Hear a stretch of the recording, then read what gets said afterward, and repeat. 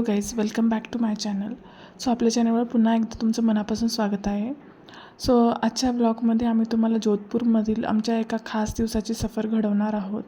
So Mehrangarh fort visit केल्यानंतर आम्ही visit केलं सुंदर अक्षरधाम मंदिराच्या दर्शनाने.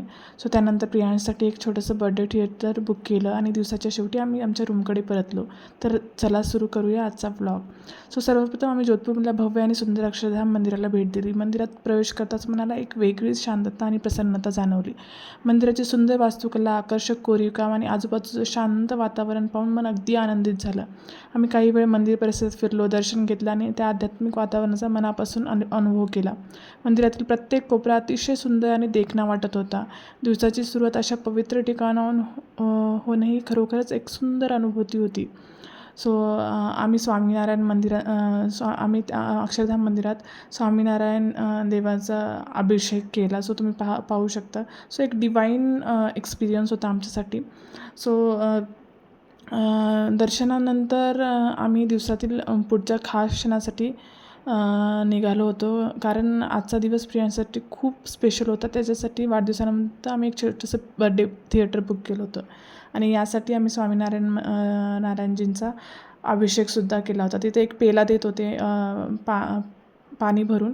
सो त्याने आपल्याला अभिषेक करायचा होता. सो आम्ही नंतर मंदिर बाहेर आलो आणि एक डिवाईन अनुभूती येत होती. सो थिएटरमध्ये पोहोचताच प्रियांशच्या चेहऱ्यावरचा आनंद पाहण्यासारखा होता. संपूर्ण सेटअप खूप सुंदर होता आणि वाढदिवसाची मजा आणखीन वाढली. आम्ही तिथे भरपूर फोटो काढले, व्हिडिओ शूट केले आणि एकत्र खूप छान वेळ घालवला. आणि केक कटिंग झाला, थोडासा डान्स लहान लहान मुलांचा. प्रियांशसाठी हा सरप्राईज खूप खास ठरला आणि त्याच्या चेहऱ्यावरलं हास्य पाहून आमचाही आनंद द्विगुणित झाला. कुटुंबासोबत असे छोटे छोटे आनंदाचे क्षणच आयुष्यभरासाठी सुंदर आठवणी बनून राहतात. सो तुम्ही पाहू शकता प्रियांश आणि वृद्धी, ज्ञानदा. सो किती सुंदर ते ॲक्ट करत आहेत. सो हा सॉन्ग होता चंदा ने पूछा तारों से आणि तारों ने पूछा हजारों से. सो त्या तिघांनी खूप एन्जॉय केला आणि त्यांच्यासोबत आम्ही खूप एन्जॉय केला. हा सुंदर वाढदिवस साजरा केल्यानंतर आम्ही दिवसाचा थकवा घेऊन आमच्या रूमकडे निघालो.